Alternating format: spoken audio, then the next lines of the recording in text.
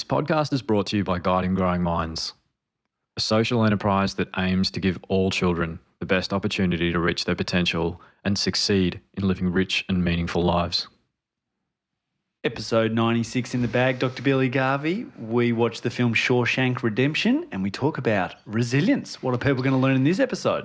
Yeah, hopefully fix up some of the myths about resilience and where it can be a bit harmful, and then kind of the practical components to step it through and how it relates to some of the amazing characters in Shawshank and the demonstration of it. And then the stories of some of the phenomenal researchers and clinicians that built all the evidence about this and what it actually comes from. A very easy model to remember in Big M. That's not just revealing everything. You've got to listen to it. The breakdown's amazing. I really, really genuinely love this episode and I can't wait for part 2. So if you're listening to this episode within a fortnight of it being released, just track our socials and ask questions and make sure you send any tips and tricks you might have on resilience as well, like you do with any kids you're caring for, through to popcultureparenting@gmail.com or hit us up via Instagram. Enjoy the episode, guys.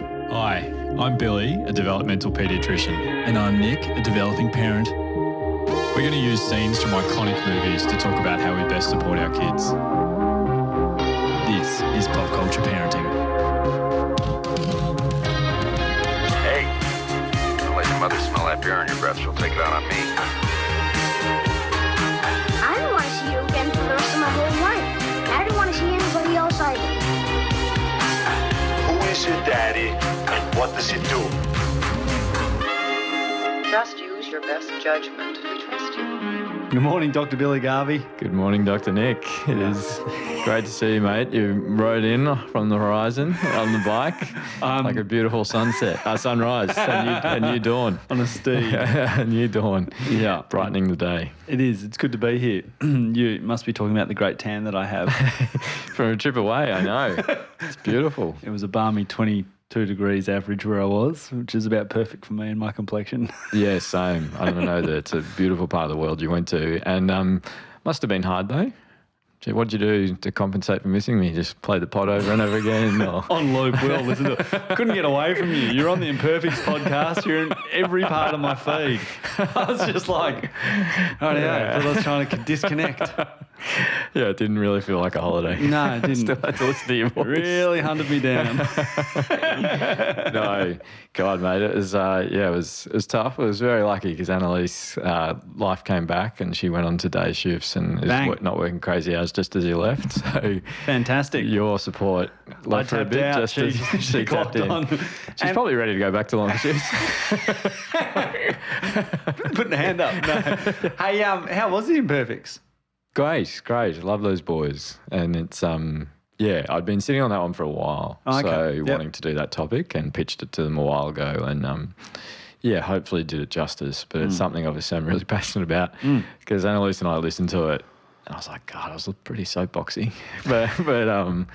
But yeah, it was good. And it's good that like 99.9% of people found it helpful. It's always, it's one of the things I'm going to talk about it today maybe that I found a bit hard is when, there's a couple of like very hyper-aggressive males that got upset about it and were like, boys need to learn how to fight. You should learn how to throw a punch, you know, get what you want out of life. That's how you do it. And I was just like, oh God, you're the guys I'm trying to get to. Okay. But even reflecting on that with the GGM, the Guiding Growing Minds team was really helpful just saying about, but it's just slowly. So, hey, a couple of important questions. Did they have hair and makeup? No, they didn't have hair and makeup. But whatever filter they use, we need to figure it out because... Figure that thing out. Yeah, it's as good as I've ever looked. I know. What's it like working with like professional podcasters? Not that I'm worried. Mate, do you know what? They don't have the raw talent. Who's your favourite raw talent musician? Prince? Prince, yeah. Prince? A lot of me in Prince, isn't there? Yeah, just that natural, highest order stuff. So the way now. just watching you, mate. As we'll park it. But yeah, it was lovely. So there's been really lots of lovely stuff, and very quickly because we're seeing a big kick. I sent it to you. We were 10th in the country last week. 10th in the country. And Rogan was 11th. So Rogan. Maybe we'll do you a favour and come on. Maybe you'll come on ours. Do you a favour. Just on that, we do not have guests. I'm still getting every day an email from people going, I've got the perfect guest that I represent, or I love your podcast. I'd love to come on and talk about stuff. Which I don't know how true a fan you are. Yeah, love it. For about 60 episodes. Love how you treat your guests. Am I the guest? No, I feel like I'm the guest. You had the heater on today. That was nice. Yeah. Well, yeah. So, and also it's really complimentary when people are like, can you see this kid? Or like as a professional or, you know, caregivers saying, can we bring a child to see you? And that's not an option. Our wait list is getting worse. It's over 2.5 years now, and even if you were in catchment, you're more likely to see one of our amazing fellows who often are better clinicians than me. But as we say every time, this is the best stuff that I do in clinic, and I'm just trying to share it. That's why there's no ads, and just trying to make it as easily accessible as possible. And just again, Billy doesn't see patients privately, so you can't get on to it. It's like a public system, so it's... And there's lots of amazing private guys out there. So, you know, speak to the most important professional there is in doctors, your GP. And then, or maternal child health nurses for younger kids, they're phenomenal. And then educators, tap someone on the shoulder at school and they'll help. Oh, that phenomenal GP. I was away with a phenomenal GP. Yes, you were. And I broke my toe. One of the best. She gave me a 30-second assessment. She's amazing. Yeah. Gosh, she's concise. Yeah. She is amazing. Yeah, she's one of the best. So, So, yeah, and we're really kicking up. The amazing Terry and Lindell from who runs Just Add Colour are really operationalising everything for Guiding Growing Minds. So if you reach out to info@guidinggrowingminds.com now, you will actually get a reply and not just me getting overwhelmed by not being able to get back to emails. Okay. So, and Terry's doing that out of the kindness of her heart, long days, 5 days a week. It's pretty amazing. Amazing. Hey, Billy, in my absence, did you have any Griswolds and Winslows? Yeah. I've got. Maybe you go first. What do you want first? Well, I honestly, give me Griswold. Let's see if I can remember it. I don't object to fun. Ooh, Winslow. I like it. Sorry, press the wrong button. In fact, I'm the grand funk master of fun. Really basic Winslow for me. I went. Sounds like I go on a lot of holidays. Don't go on a lot of holidays. My last holiday in August, we had a troublesome car trip involving Dad not acknowledging when one of my kids was saying she was sick and ended up vomiting. I sort of ignored it. Yes, yeah, that's right. Mate, just drove 10 hours, no dramas in the car. And Amazing. In fact, really much enjoyed the experience of 10 hours with the kids in the car. And we set things up a bit better heading into it. So a little bit more structure to what we were doing as opposed to just hitting the road getting ahead of it. For 8 hours straight. It was, no, this is what we're going to do. And then I set this Macca's 3 hours from now. Yeah. This playground 5 hours from now. And then just really pushing the nap in between there to be like, this is the long period. Get your naps in, girls. And just set it up, thought about it. So, and actually, because both my girls, one of my girls really benefits from a bit more structure. Knowing what's coming and just was smooth. So it's such a small thing, but in the throes of a 8-10 hour drive, it just predictability, made life, the power of predictability. It just made it so different. So my suggestion is anyone who's driving long hours, just tell them up front what's happening. And it's kind of a bit tough at the start because I kid you not. There's a major road just up north from us. Yeah. I kid you not, I was getting asked, have we done an hour yet? It would not be 12 minutes out of my house when we started, and that's when we started all the communication stuff. Anyway, it was good. That's just my Winslow. Movies nailed that, didn't they? Back in our childhood. Are we there yet? And it's so real. Kids do that. And it's beautiful that did you nap? No. Didn't tuck up in the back seat. Between there. No. I've sat in between those kids actually in that car seat. Oh no, that's not cool. Yeah. We're doing when the kids are going to fall asleep. I'm often in that seat. Or Annalise, we're coming back from because we try and take them out to dinner at like local cheap joints. Just to flex that muscle of being out in public. But often there's a risk of them falling asleep. So Annalise is like holding one ice cream, just like sharing it between the two of them in the back seat. So some of those strategies are very helpful, Dr. Nick. Do you know what my Winslow is? Go. Live show booked. Booked. So what date? 30th. We've held it on the 30th. We're going to aim for maybe Thursday morning ticket release. We'll put it on socials and we're going to figure out a way to put it on the website as well. So let's just say Thursday 9 a.m. And yeah, it's a little bit of a smaller venue. So if it sells out, we'll look at doing another one. I only do Maracana, 200,000 people. Well, hopefully we can compensate for the lack of adoring fans in thousands with it's going to be at the Melbourne Arts Centre. Wow. So, yeah, a bit fancier than I'll have to actually brush my hair or something. Yeah, so, well, I've had a haircut. Yes, it looks amazing. And so, yeah, and the live show is really, it's going to be about celebrating PCP. There's a couple of surprises in there. Oh, cool. Some you don't know about. Ooh. Yeah. How are you going with BJJ training? There's going to be beaten up on one stage. special winner is going to have an opportunity to roll with Nick in the PJs in front of all of us. No. But so yeah, and there also won't be guests in case anyone's coming, hoping that some celebrity is going to come on and wave at them. But it'll just be, that's what it's really going to be about. It's going to be really fun. We've got some really good ideas to celebrate the phenomenal PCP community. So yeah, that's coming up. Okay, so, great. Yeah, It's 30th exciting. November. I don't know anything about it, so I'm reluctant to ask too many questions. Well, mate, this is the thing. You're just so naturally gifted that it's almost you just off the cuff. So 2 amazing. hours? Solo? Yeah. You come on at the end? Yeah, that's it. A conversation with Dr. Nick. No, so yeah, that's really exciting. And then what about, let's hit the Grizzies. Hey, don't let your mother smell that beer on your breath. She'll take it out on me. Billy, I came in here riding my bike just thinking hard if I could find a Griswold. Oh, God. That's how good life is. Did not have a Griswold. Then I arrived here. You put the cameras on and reminded me we have a wide shot and I'm wearing shorts. And I didn't realise that. And my pins are not, I'm really pushing summer here at the moment. And my pins are now going to be all over the internet. I'm not happy about that. This is terrible. So that's I didn't realise that wide shot got my legs. Yeah, I remember I fell for that a while back, maybe 2 years ago. Oh my God. That's my absolute fail.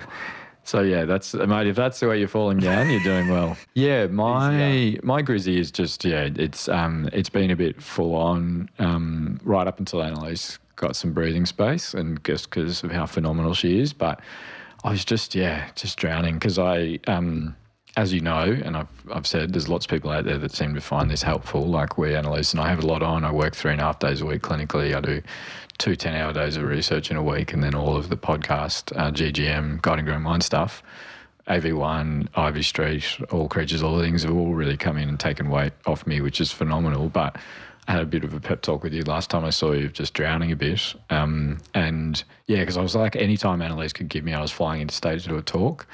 And then kind of every plane was late, so I'd get back after the kids had gone to bed, and it was just like, oh man, what am I doing?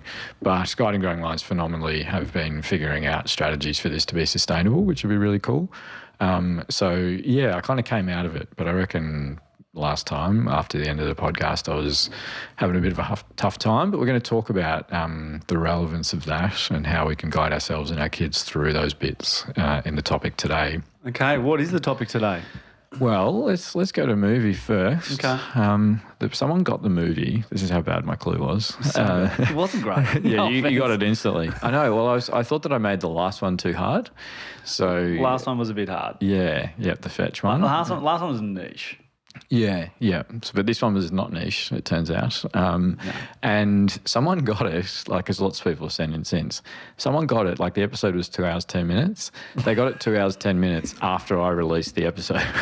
so it was so obvious that someone heard it. So, and lovely dad who has a book coming his way. It is the most, it's the biggest film in IMDb history, right? Yeah. So, Still number one? Yeah. So I don't know how much you know the history of Shawshank Redemption. Do you know anything about King, right? Yeah, King wrote it, and Rita. Rita Hayworth. Rita Hayworth, and Shawshank Redemption is the name of the book. So that was even It's a worse called clue. Rita Hayworth And the Shawshank Redemption. Yeah. And when it was getting set up to be made as a movie, it was interesting because who was it? Cruise, Hanks, Costner. They were all offered the role of Andy. Harrison Ford was offered the role of Red, which is interesting to think about. but obviously Morgan Freeman was phenomenal. But this movie is really interesting because when it came out, it was a flop. So it lost money on release. What? Yeah. So it came out in the year of, was it Pulp 95? Fiction? Yeah, maybe Pulp Fiction, 94. And it didn't make money at the box office. But what was really interesting is then it won a heap of awards and everyone started looking at it again. You won an Oscar and it just for it? boomed. Yeah, there was like multiples. I can't remember which ones. But it just boomed and DVD sales went through the roof and then it was like huge. It just made heaps and heaps of cash. And it was, it's probably, one of those phenomenal movies that isn't like action-packed, that did really well. And that was what happened, is that it kind of competed against things that were a lot more powerful and like flashy at the box office. But then, it still holds true now. And it's a phenomenal... Timeless. Yeah, phenomenal film. There's some really beautiful parts about it, but it's the topic of the movie is what we're going to talk about. So what do you feel like it's about? Hope? Yeah, I was hoping you'd say something else because that's what it's actually about. And I was going to say, no, it's about platonic love between two men. And that's what we're going to talk about for the next 3 hours. And you're stuck. but yeah, it's about hope. Yeah, it's beautiful. So there's this big debate. Yeah, it's a great call because that's what it's about. There's a debate, isn't there? You see this debate between Andy and Red about hope. It's tough. I know the scene now, yep.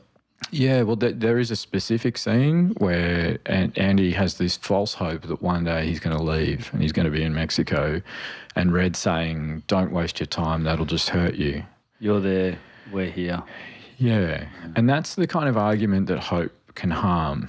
And, as a clinician, seeing a lot of kids who are really struggling, I know some... parents have got those classic stories of I was told they'd never talk, I was told I'd never walk, like Doc has said all this stuff about just being brutally realistic, and then I overcame that adversity. And I fall the other way. I have been doing this long enough, thankfully, that I've seen it actually happen. But I have hope. I have realistic hope. I'm an optimist, and especially with the amazing kids that I get to meet in clinic. And that's where Andy is. And what we're going to talk about today is, where does that fall? And that's what this movie is a beautiful portrayal of in a number of ways, from Andy, from Red, and from Brooks. And we're going to talk about some of the key elements for kids that we know about this, that we know will help them. And what we're actually really talking about is resilience. Okay. So we haven't done resilience yet. Right. We've intentionally haven't done resilience for a really important reason. Go on.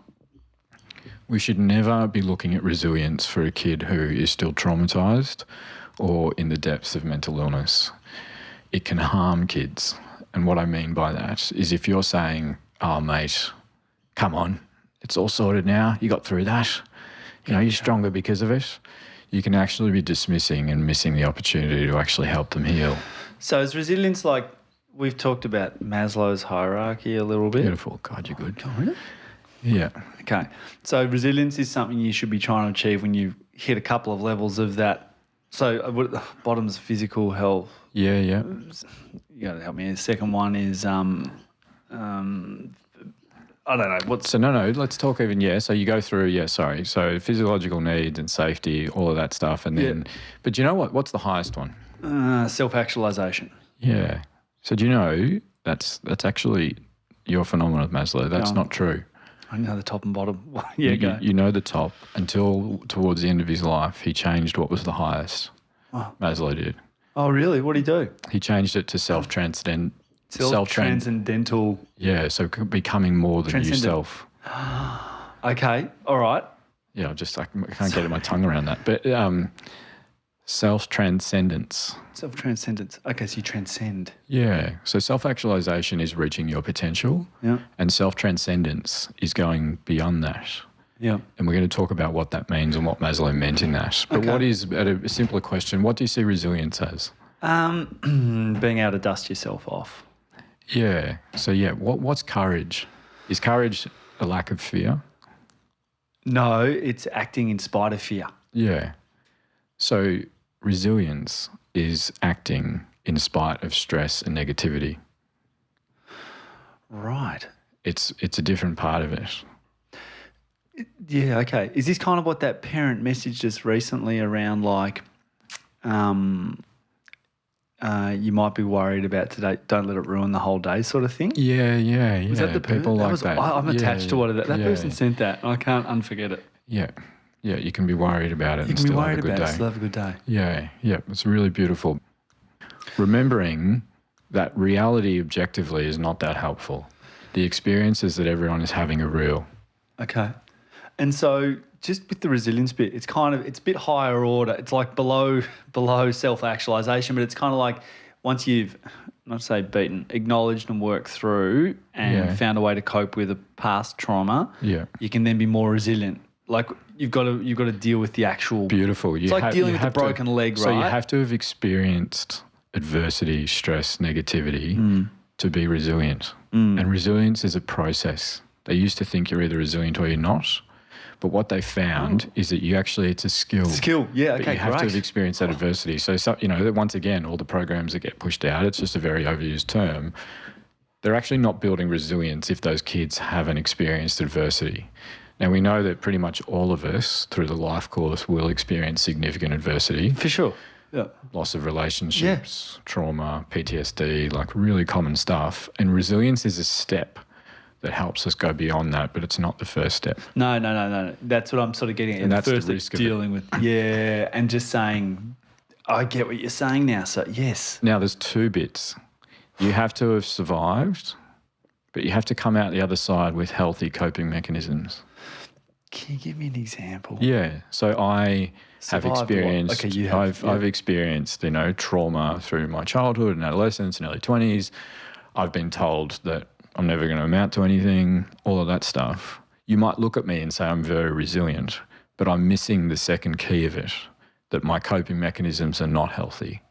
I put walls up and I don't let people in really. And I also, the podcast is an unhealthy mechanism of me trying to show that I deserve love and that I can contribute to the world. Now, I have it in an unhealthy way. I was speaking with my amazing therapist about this, and I was saying I'm worried that's why I'm doing it. It's a selfish pursuit. I'm doing it to feel good enough. And what I want to be doing it for is to make the world a better place. And beautifully, he's like, maybe it's both, Billy, and that's okay. And it helped me find peace with it. A lot of other people will go into denial. They'll become hostile. They'll never trust anyone again. They'll shut the world out. And this is the hard bit. And I want to say this really gently, but there's so many kids I meet, especially teenagers in the clinic, that are stuck because they can't move out of that trauma.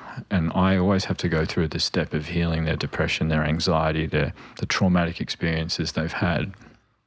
But then moving them beyond to, powerful, and we're going to talk about aspects of their life and interactions with community that build resilience. And that's what we know. There's a phenomenal Emmy Werner is this amazing American psychologist who built all this evidence. She essentially Kauai, Kauai in Hawaii? Yeah, the island, yep. One of my favourite places in the world, the end of the Churchill. We went there for a week with Evie, and Annalise was like 37 weeks or 36 weeks pregnant. We just sat on the beach every day. It was phenomenal. Can't do much more. Yeah, it was just amazing. Lovely people. Like my heart sits there a bit because they're just the environment matters so much to them, like aggressively so. And it's just spectacular. But she's done about 50 years ago, she started tracking every kid that was born on the island one year and followed them. And those are called longitudinal cohort studies where we stay every single kid. And what she did, it was about 600 and something kids. She watched them and she tracked them through their life. And she looked and saw that the kids that had experienced trauma, so,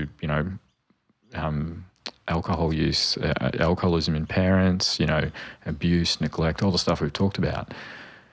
Their destiny wasn't set because of that, and about a third of them thrived. They had friends, they contributed, they weren't traumatized and all this stuff. And she found these key elements. Yeah, so she tracked and found these key elements and she watched them for so long.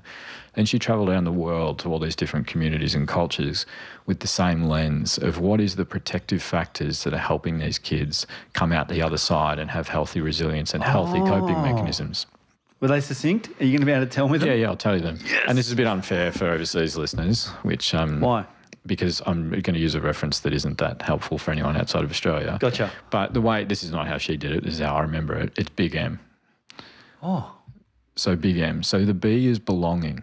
And what she found is that the kids who experienced trauma but came out the other side okay had healthy relationships with at least one person.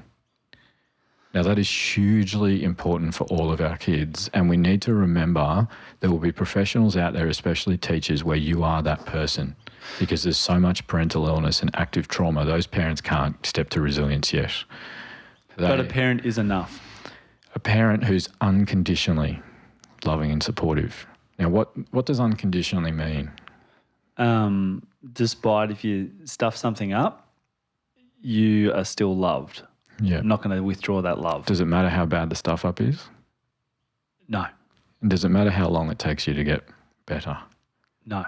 Yeah. Hard to do, So resilience takes months to years. To build resilience? Months to years for lots of people. So we've got to remember that. And that's the teachers that are like, mate, it doesn't matter what you do, try and burn the school down, you're assaulting people, I'm here. I'm going to be here. And those are the best professionals I've ever met in the community, the ones that do that. They're just unconditionally with these kids, understanding that most of them are traumatised and they have mental illness. And it's phenomenal. And that belonging is the key. Now, I had a beautiful moment in clinic yesterday. Yep. This dad who's like this big burly guy, and he got really annoyed at me, justifiably, because he wanted his son to have an autism assessment. I was like, yep, great. I'd telehealth, but I was like, you got to come in. I got to meet him in person to get to know him, this beautiful kid. And my kids kept being sick, and Annalise and I take days, but it's like a 2.5 year wait. So when I have to take a day off because my kids are sick and we've got no one else to help, those patients get cancelled for the day. Like 14 people find out that their appointment had has just been moved, and it's really hard at the moment. It's the worst it's ever been. It's like 6 months for me to have a review appointment. And so he was getting really frustrated, and he's like, this isn't good enough. And I was like, this is fracturing my relationship with this dad. But you know what I did, and someone taught me this in the community, a guy called Paul that I'm really lucky I get to work with. I did restorative practice with him, which is I acknowledged and said, that has fractured the relationship between us, and we need to figure out together what we do to help heal it. And that conversation in itself was really repairing for our relationship. But yesterday, they had an appointment face-to-face with me. We've both agreed that at the moment we don't think he meets criteria for autism, but there's heaps of stuff that we can still help with. And he's really, really struggling behaviourally. He's a gorgeous, sensitive kid. Mum comes in and is like, the plan was that you would sit with him, give him a pep talk and get him motivated to be resilient, that he'd start participating, being better with his sibling, all of this stuff. But Mum was like, I think that's not what's right. And I was like, what do you think is right? And she's like, I think you need to speak to his dad for me. And she was getting tearful. And she's like, I can see it through this kid's eyes. He's being too hard on him and all this stuff. And I was like, sweet. And I went back out to the wedding with his mum. She recovered a bit. And Dad taps the son, as in, you're up next, mate, you go. And I was like, nah, I want you. Pulled the dad in. He's like this really healthy, hyper-masculine guy, big biker beard and stuff.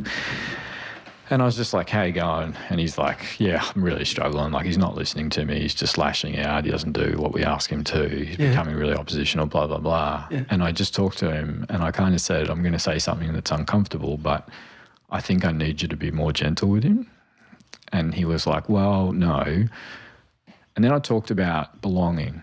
And I talked about attachment, and I said, when was the last time? I said, how do you enjoy him? And he's like, well, one thing we used to love, we'd go out on the bike, just the two of us, protected time with him. It was lovely and all that stuff. And I was like, when's the last time you did that? When's the last time you enjoyed him? And he started weeping, and he's like, over 12 months.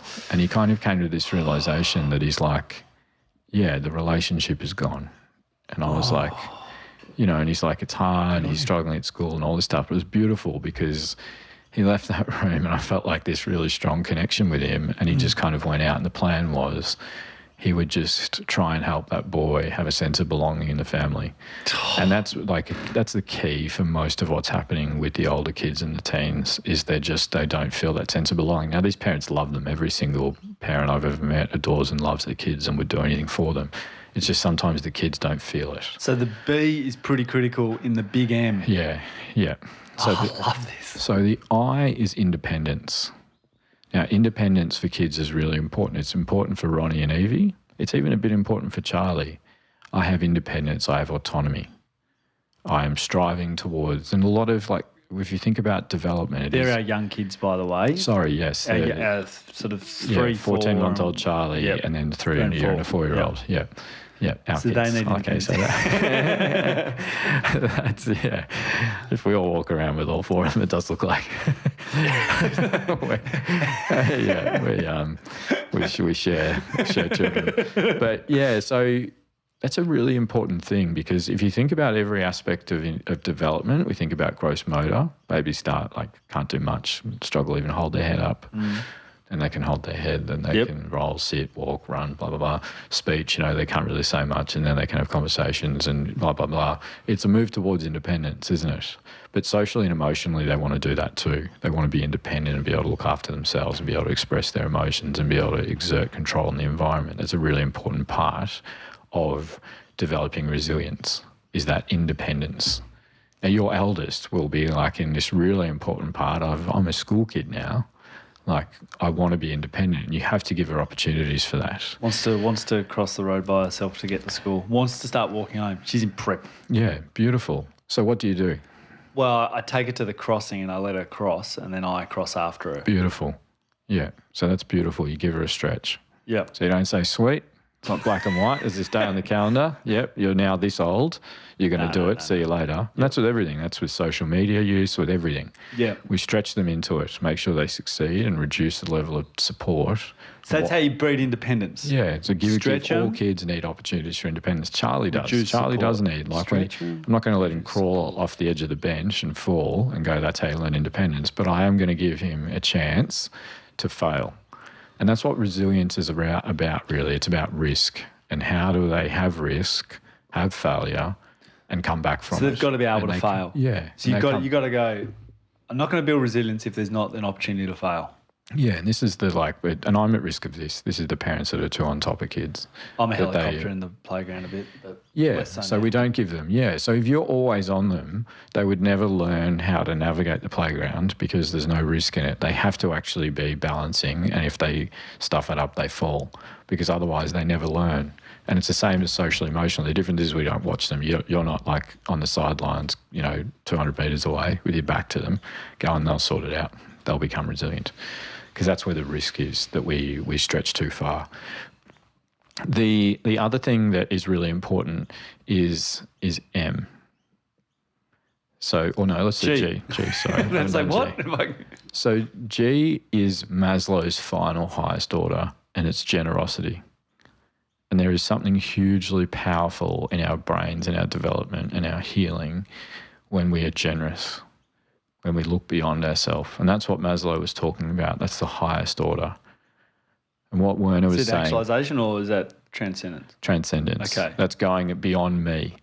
I go beyond myself. I look around. I have selflessness. I have empathy. I have compassion.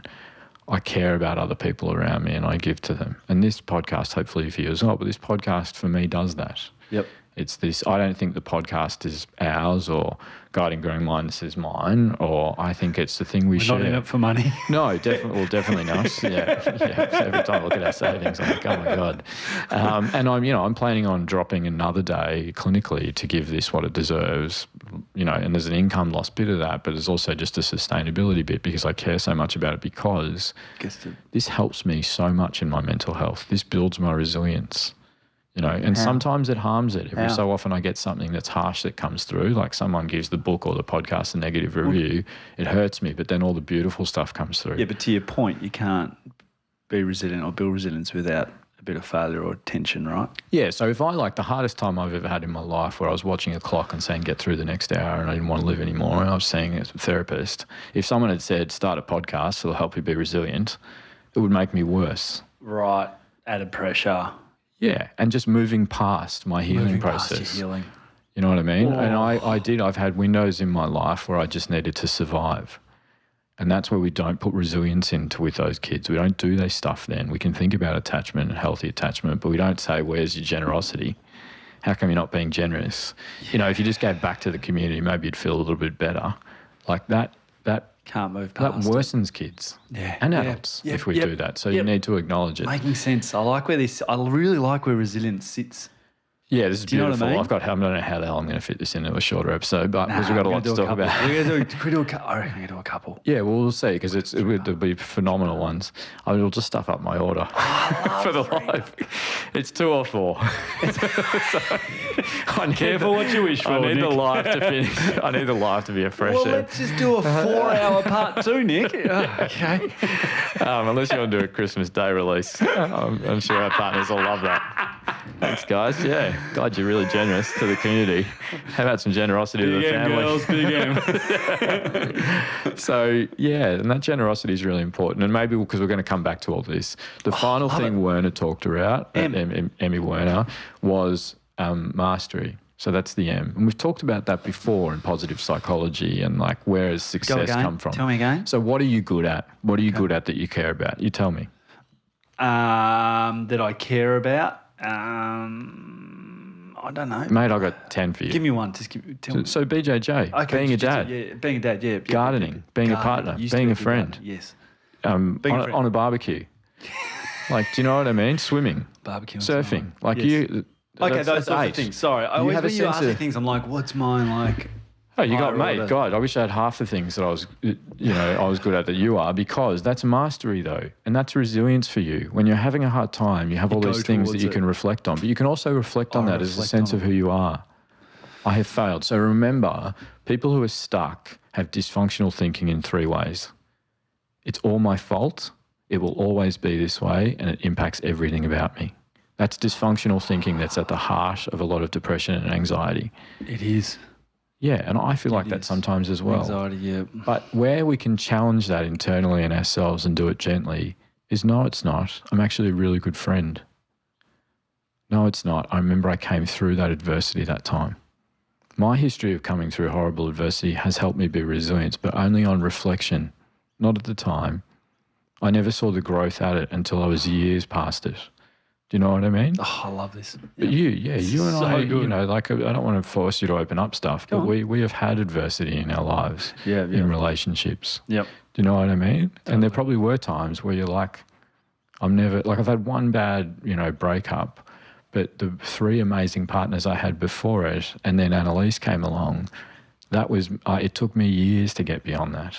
Yep. It's the same as the loss of my mum, fallouts with friendships. Yep. I can only see the growth years later. And with partners, I have a healthy coping mechanism. I could let Annalise in. With friends, I still don't have that yet. I still put walls up and I'm hypersensitive to threat and abandon it. Yeah, totally. I've been talking to you about this. I saw my social life as a powerful part of my identity when I was younger. And now I've just been hurt a couple of times by people I've adored, like a lot of us. But I haven't got true resilience from it because I haven't come out the other side. It's Have really I done that to you? No, of course not. No, this is like people I adore that just... podcast. No. Sorry. Oh, mate, it'd make a good app. But where I'm finding my motivation for growth in that is I've got 2 gorgeous kids that are watching me. Now, there's one part of it. There's probably nothing I enjoy more in my life than you boys holding Evie and playing with Evie. Honestly, that's the best part of my life. Yep. In the darkest couple of years that I've had since this podcast started, I said this to you recently, I can look at the kids and be like, there is my purpose. Yeah. And when I see people I love like you, like a couple of our other mates, holding Evie and playing with her and genuinely caring about her and enjoying her, it lights me up like nothing I've ever experienced. Easy to enjoy. Totally, but it's also because of who you are, and I'm lucky to have you as a friend. The other thing is, did we do, so mastery, there's that real sense of mastery. Now, there's some beautiful other stuff around this that we're going to talk about. And let's talk first about the hard stuff. Seligman we've talked about. He was the positive psychology stuff, the PERMA. Right, PERMA. There's a bit of overlap with this, but what we're really talking about is the second step of coming out of adversity and risk and negativity. Understanding that lots of us have coping mechanisms that are unhelpful. And one of the worst ones that I see in clinic is what's called learned helplessness. What's that? So learned helplessness, Seligman found it with some, pretty uncomfortable, especially on like environment and animals are two big things for me. With dogs, what he found is that if you put them in a cage and shock them with the door open, they would leave and run, understandably. I don't want to be shocked, it hurts me, and leave. What he found was that a lot of dogs, if you lock the cage door and shock them, and then you open the cage door and shock them, they don't leave. And that's learned helplessness. And a lot of us get trapped like that. Frozen. We can't have hope. Our hope is gone. Now, who has learned helplessness in the movie? Brooks. Yeah. So his prison has become this safe place for him. He has learned helplessness. He's stuck. Yeah. And I meet kids every week, especially teenagers that are stuck. And parents are pulling their hair out going, I need this kid to be motivated, or I need him to reach his potential, I need him to be resilient. But he's stuck there. Lots of kids get stuck, and Brooks was stuck. That's what it showed. And we know... But Brooks couldn't hit that big B at the start of Big Ham, even when he left. Yeah, he couldn't. Because there's no one waiting for him. In his prison he had belonging. Yeah. Didn't he? Yeah. And that was the thing that the prison he was did. always going to struggle rejoining society because he was so old. And this is the thing, the brutal environment. A lot of us that are in, unhealthy relationships or unhealthy environments, we stay there because our sense of belonging is tied to it. Yep. Even though it continues to harm us. Now, Red struggled with this. Remember when Red first left? Yeah. He was looking at a gun and thinking, I want to be back in there. Yep. How do I get back inside? Yeah, because he was struggling with learned helplessness. And we know. Defense, wasn't he? But what's the reason he didn't? Because there was some belonging waiting for him in Mexico. Yeah. Is that right? Yeah, totally. Yeah. And he also had so there's this amazing book that was written by a guy who was God, I've just forgotten where he's from. He's from Austria, an Austrian neurologist and psychologist called Viktor Frankl. Now, everyone should know that guy's name, but almost none of us do. Only really people that work in therapy spaces. An Austrian neurologist and a psychologist and a Holocaust survivor. Now, he was practicing, he did this amazing stuff where... So he was working with Freud and another guy, these two giants of psychology. He in high school started, do you know what he did, which was phenomenal? When he was going through med school, he got the government to set up a free program to help the mental health of medical students because the suicide rate was so high. In medical students? Yeah, when they got the report cards and they weren't doing well. And that's, there's the suicide rates in training doctors is horrific, and I need to get to the point where I can actually help in that space. But... he set up this clinic, and then he started doing stuff with Freud and, what's his name? Elder. So Elder was all about, life is all about seeking power. Freud is all about pleasure. Seek pleasure, avoid pain. What Viktor Frankl found, and it's beautiful, was it's about meaning. And meaning is really important. And he started up a therapeutic approach called logotherapy. It sounds really... silly, but logos in Greek is meaning. So what he would do in the therapy is he'd think about, where is your meaning? Where is your meaning in life? That's Maslow's highest order that he remade. It was never a pyramid, but and that's what all of us are searching for, and that's really powerful for me. That protects me, that meaning. Once again, you can't go to it when you're still traumatized or healing. And what he found, which was horrific, he lost... To the Holocaust, he lost his mum, his dad, his brother and his wife. And he's in these camps, and what he realised is that the guards would never let them save anyone who was going to kill themselves. And so what he realised is he had to protect his friends before they got to that stage. Yeah. And this is what this movie is about. Shawshank Redemption is this beautiful, obviously not as harsh and horrific as what Viktor Frankl went through, but it's this portrayal of finding beauty and meaning in the small moments. isn't it? Yep. You know, even Andy has moments where he's hopeless, but what does he do that keeps him okay, that we think Andy would have been okay, even if he didn't get out? The two things I can think of was the library. Yeah. He found meaning in the library and educating people to get their GEDs. And generosity in the library. Yeah, yep. And I don't know, making And his the relationships. chess. His belonging. Relationships. Sorry, yep. He belonged to them. I was going to say chess pieces, but yes. No, but what's that? That's mastery. Oh, wow. So that's mastery, his geology. Mastery in his accounting ability. You know, there was even generosity in it to the guards. He was doing it for them. Yep. And Viktor Frankl found that. He found that if he helped the people through relationships, mastery, reflection on past, you know, he reflected on his wife in the darkest times, and what he realised when he left, he didn't realise that she died until he left the camps. And he said that even if I knew that she'd been taken from me, no one could take the beautiful memory I have of her.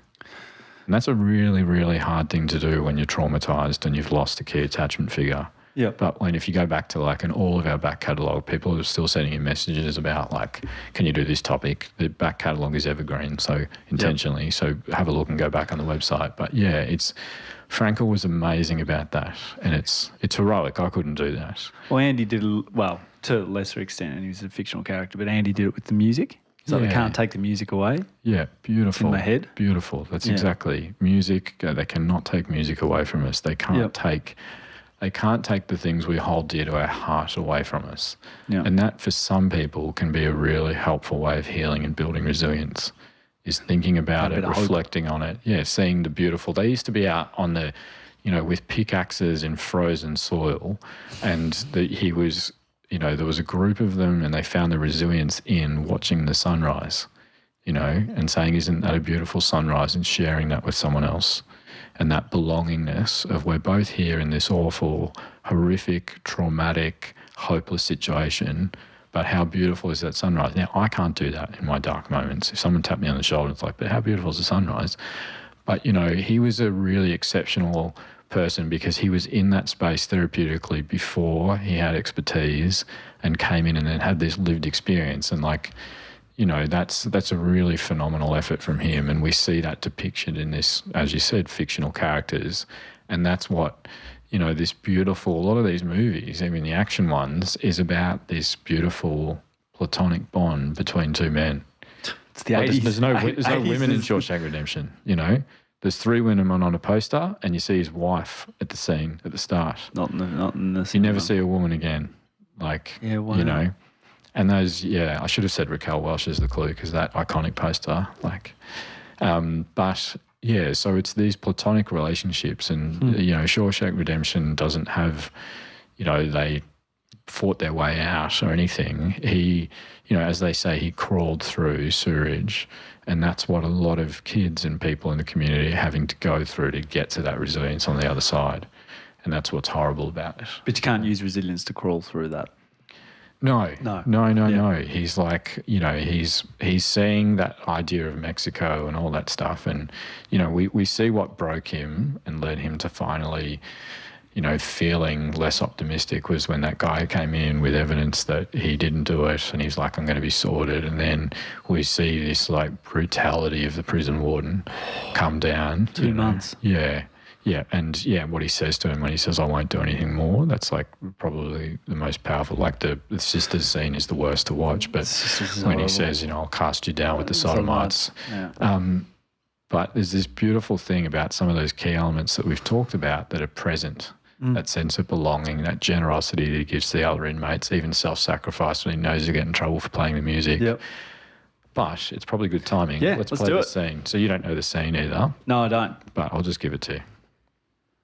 And that's how it came to pass, that on the second to last day of the job, the convict crew that tarred the plate factory roof in the spring of '49 wound up sitting in a row at 10 o'clock in the morning, drinking icy cold Bohemia-style beer, courtesy of the hardest screw that ever walked a turn at Shawshank State Prison. Drink up while it's cold, ladies. The colossal prick even managed to sound magnanimous. We sat and drank with the sun on our shoulders and felt like free men. Hell, we could have been tarring the roof of one of our own houses. We were the lords of all creation. As for Andy, he spent that break hunkered in the shade, a strange little smile on his face, watching us drink his beer.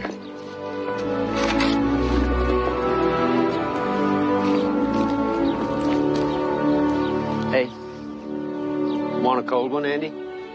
No, thanks. Gave up drinking. You could argue he'd done it to curry favor with the guards.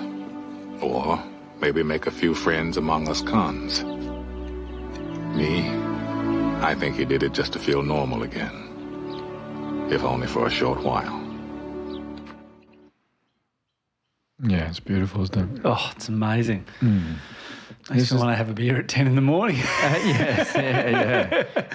But this is the first time, isn't it, that we see that side of him? Because you remember he comes in and he says, like, they watch him and they say he's walking like a man taking a stroll in the park. Yeah. Because he has this, like, inner sanctuary in him. He sure does. Doesn't he? Yep. Like the horrific trauma that happens to him early on in the movie. Yeah.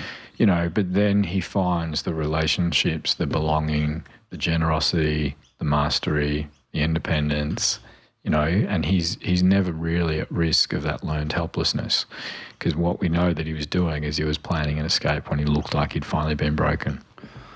And that's, how do we give that to our kids? How do we build opportunities for that, like we do, just talked about with our kids? Teenagers need this more than anyone else. Like teenagers need, they need to have these opportunities. Why, Billy, is it why teenager? I mean, I get it, but like, what is it that happens that they get so challenged? Is it just like everything gets complex and so they have this puberty, real window. Puberty is a bit of a hormonal surge, which makes it hard. But they're also like, it's a big step towards that eye. It's a big step in independence. Like, you know, Winnie's showing that now. I want to walk home from school on my own, but they want to go out and they want to take a risk. You know, the element of resilience that we talk about. And a lot of kids have gone through risk, failed and fallen over, and they're missing those ingredients, so they get stuck and they're hopeless. They're like, never going to school again, I'm never leaving my... You know, I've got a bunch of teenagers at the moment that I've just met that are just like, no, I'm not interested, you know, because they've just got learned helplessness. They're like, it's not going to happen. And if you look back, parents tried really hard, but they didn't have a sense of belonging. They didn't have opportunities for independence. They had no mastery.